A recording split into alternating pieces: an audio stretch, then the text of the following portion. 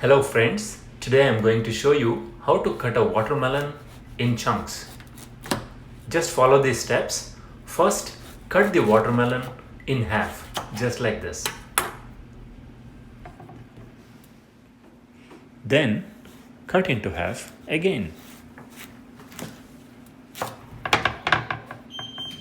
What do we do with this? Then, cut in half one more time.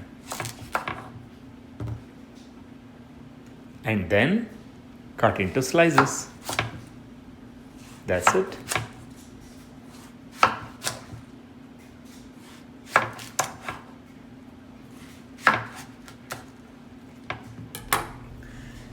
Now you have the slices.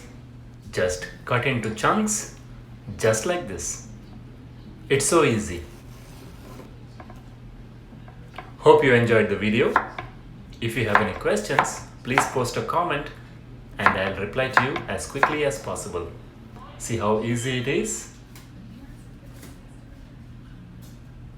Thanks for watching.